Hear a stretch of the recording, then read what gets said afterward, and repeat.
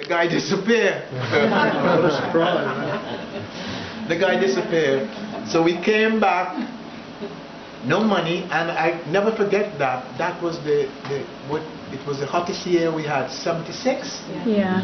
76, never forget. And we came back, no money, and I said, gosh, this band we could do well, you know, because, you know, the things we were playing. So we had 2 guys in it, and what Jerry is saying that he didn't say it, but I didn't want to have no big, you know, no thing with him in that way. But when we came back, the 2 brothers were playing with us. When look back, and hindsight, you can see, yes, he was right in a sense that there wasn't star material, you know, and because even the drummer, who I like very well, and he's from Jamaica, I'm from St. Vincent, and he's from Jamaica, and he's speaking to me sometime, and I didn't understand a word. And I remember one time he said to me, he was saying to me, "You don't like me?" And I said, yeah, I don't like it. You know? And I didn't even understand what he was saying before. And I answered yes. You understand what I mean? So his brother, I said to him, when you're speaking to me, I must slow down a little because he speaks very fast. He rolls it out, you know. But anyhow, we came back and we went up the Bantam. I went up the Bantam and I asked the guy, and this is what we used to do in those days. A musician there can tell you. This is, you go to the place and you ask, can we practice here? And they will do 1 or 2 shows for you when we're ready. So the first month you practice, and then you do a gig for them. You know what I mean? And you might do 1 or 2, but you need the gigs for yourself to practice more. Excuse me. And then we did. And I said to them, let's bring in some ska music. Well, I don't think they knew much about ska, but they did their rehearsing. They did not rehearsing, they did the investigation to find out more about it, etc.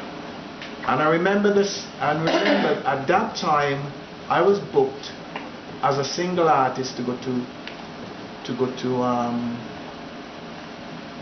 Leicester University.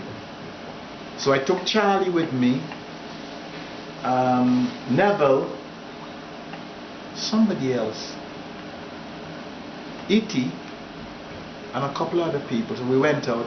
I did my thing that I had to do, and then I said, ladies and gentlemen, I have to come back on for a second spot, but I'm not coming on until we use, you hear my rapper we have here. And rapping was a thing, was Roy and different things was new well, in those days. toasting. Toasting. So they said okay, and then Neville went on, boom, raised the floor, what was very good, you know what I mean? And that was all right. But he then got the scene now that he want to continue doing it. And they had a song down at the Hollyhead, which I was helping them to build. You know, finding of course, the money. the Hollyhead Youth Club. Yeah. Anyhow, myself and Jerry and Neil, we came back, and the 2 Smith brothers came back, and Jerry said, those guys are not starting. I said, but they know, because they know ska better than I do, because they're from Jamaica, and ska was originated in Jamaica. So I said, they know it and they might be able to play it. He said, nah, you can do it your way. You can have your, you know. So he said, all right. So he said, why don't you get with them? I said, no, what are you going to bring in? Well, they had, Linval, I know was around, but Linval don't play bass. And we wanted a drummer. And Silverton was a bit moody at the time. And he said, nah, and then the conversation was ceased. We went up to rehearse, and only myself and the Smith brothers turned up. Neil and they didn't turn up. Neil was saying he was waiting for Jerry to pick him up or something, or they were getting a lick or something. And then somebody said, they start practicing. And that was the. We have to move. We've only got 5 minutes for questions. Okay. So, but that was kind of like the genesis. The of genesis, and this country. But we did do about 3 or 4 gigs up the Bantam, because the Bantam was the first to hear the ska, really ska, that we played. Right. So let's open it up for questions then. Oh, Chris. Okay, Chris. Ray, we've known each other a long time. I don't know if you remember the first time we met, you actually witnessed a contract. Now, I knew you was Ray King at that time. Well, I didn't know you, I'd only met you that day, but as far as I was aware, you were Ray King. And then the other guy, Cornwall, turned up on the contract. And I'm thinking, is he like a Ronald Biggs? The point of my question is this, Ray. You are Ray, aren't you? Everybody knows you as Ray. Is there any lingering confusion about the other guy, Cornwall? No. Because I expect you still legally, aren't you? Yes. Well, what happened, I'll tell you what I did. When we were going to France, I used to tour the whole of the continent. Germany, France, everywhere. And I had to do a radio show with one of the DJs here and Radio 1. But the group went over and they're going to fly me over. So they bought a ticket for me, and the ticket was in Vivid Cornwall. And when I arrived there, we had problems, because I have a contract to show that I'm Ray King, and it wasn't in my passport. So when I got back, I said to David Owen at the time, okay, you know what happened? I'm going to make my name official. So then we went down, see a solicitor, get it, put it in my passport. So my passport from that time was Vibert Cornwall, professionally known as Ray King. And it's in all my passports now. Right.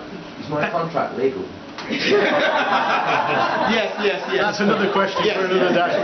Any other questions? Yes. What's your proudest moment in musical career?